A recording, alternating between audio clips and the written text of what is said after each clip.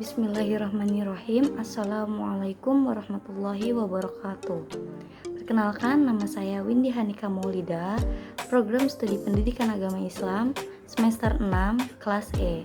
Di sini saya akan menjelaskan mengenai hadis tujuan dalam mencari ilmu.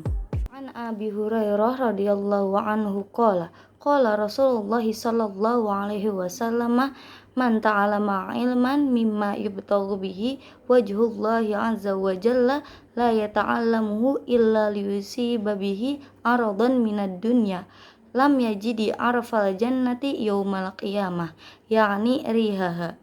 Rawahu Abu Daud bi isnadin sahih. Yang artinya, barang siapa yang mempelajari ilmu pengetahuan yang semestinya bertujuan untuk mencari ridho Allah Azza wa Jalla, dia tidak mempelajarinya kecuali untuk mendapatkan sedikit dari harta benda, maka ia tidak akan mendapatkan bau surga kelak pada hari kiamat. Rawahul Abu Daud. Baik, selanjutnya penjelasan kandungan hadis. Hadis ini membimbing kepada umat agar mempunyai tujuan yang ikhlas dalam mencari ilmu, yakni mencari ridho Allah Subhanahu wa Ta'ala.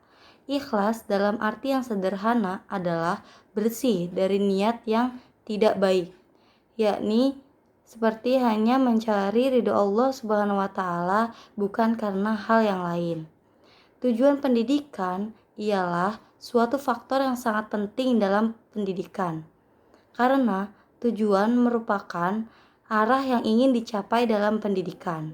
Tidak dapat dipungkiri kalau tujuan pendidikan itu menyangkut tujuan hidup.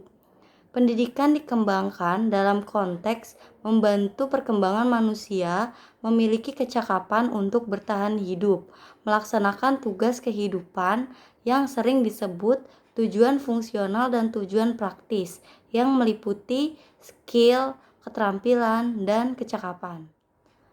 Tujuan pendidikan menurut Imam Al-Ghazali dikutip Alfiyah adalah sebagai berikut.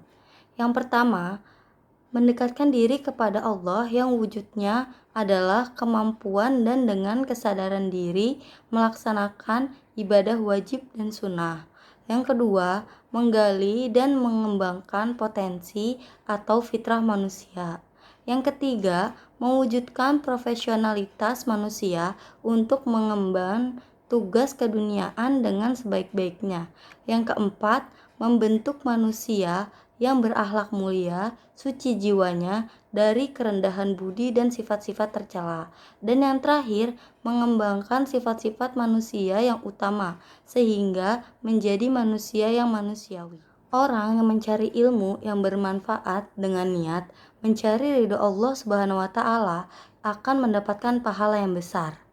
Orang itu juga akan dijuluki sebagai mujtahid atau orang yang berijtihad di jalan Allah Subhanahu wa Ta'ala. Sedangkan seseorang yang mencari ilmu hanya semata-mata ingin memperoleh kenikmatan dunia seperti mencari popularitas, jabatan yang tinggi, dihormati oleh orang lain, dan lain-lain yang tidak diridhoi oleh Allah Subhanahu wa Ta'ala, maka ia tidak akan mendapatkan bau surga kelak pada hari kiamat. Nauzubillahi min dzalik. Adapun 3 pelajaran yang dapat dipetik dari hadis ini. Yang pertama, kewajiban ikhlas dalam menuntut ilmu dan mempunyai tujuan mencari ridha Allah Subhanahu wa Ta'ala. Yang kedua, kedudukan mencari ilmu sama dengan jihad di jalan Allah Subhanahu wa Ta'ala dan mendapatkan pahala yang besar. Dan yang ketiga, orang yang menuntut ilmu bukan karena ridho Allah Subhanahu wa Ta'ala, maka akan ditempatkan di neraka. Mungkin cukup sekian penjelasan dari saya mengenai hadis tujuan dalam mencari ilmu. Jika ada kata-kata yang salah, mohon dimaafkan. Wallahu muwaffiq ila aqwamit thoriq. Wassalamualaikum warahmatullahi wabarakatuh.